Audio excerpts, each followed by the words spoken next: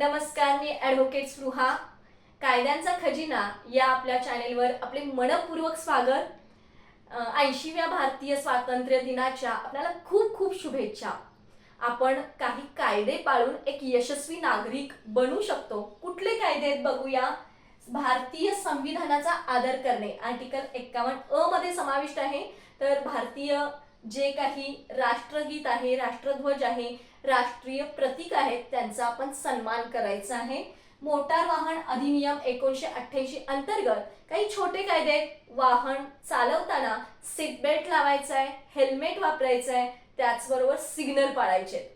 पर्यावरण संरक्षण अधिनियम 1986 या अंतर्गत पर्यावरणाचं संरक्षण करायचं आहे आपल्याला.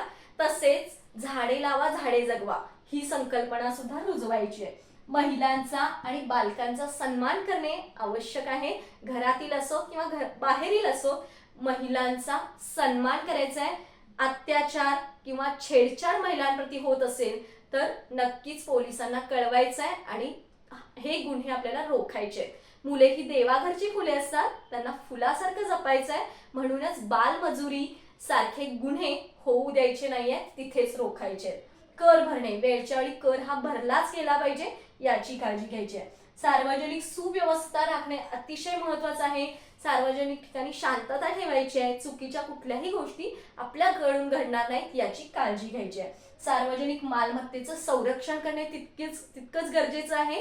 कारण मालमत्ता जी सार्वजनिक आहे, मग ती मंदिरात गेलो तरी किंवा बागेत असलो तरीही काळजी घ्यायची, कशाचीही मोडतोड होणार नाही, व्यवस्थित हाताळायचं आहे. स्वच्छता राखणे, माझं घर ही माझी जबाबदारी आहे, तसा माझा देश ही माझी जबाबदारी आहे असं समजून काही खाऊच्या पिशव्या असतील किंवा अन्य काही पदार्थ असतील तर ते रस्त्यावर टाकायचं नाहीये, थुंकायचं नाहीये. अशा प्रकारच्या वेगवेगळ्या गोष्टी योग्य पद्धतीने आपण लक्षात ठेवायच्या आहेत आणि स्वच्छता राखायची आहे. गुन्ह्याची माहिती देणे, आपल्या डोळ्यासमोर एखादा गुन्हा घडत असेल तर नक्कीच योग्य ती माहिती पोलिसांप्रती कळवायची आहे. त्याचबरोबर मतदान करणे सगळ्यात महत्त्वाचा आणि भारतासारख्या सुंदर लोकशाही असणाऱ्या देशात हा अधिकार आपल्याला मिळतोय, तर तो आपण अधिकार घ्यायचा आहे आणि वेळच्या वेळी मतदान करायचं आहे. हे छोटे छोटे कायदे जरी आपण अंमलात आणले तरी सुद्धा आपण एक यशस्वी नागरिक होऊ शकतो आणि अभिमानाने म्हणू शकतो, भारत माझा देश आहे. अजून कोणते कायदे आपल्याला माहित आहेत की ते आपण करणं गरजेचं आहे, नक्की कमेंटमध्ये कळवा. आत्ता मात्र जय हिंद.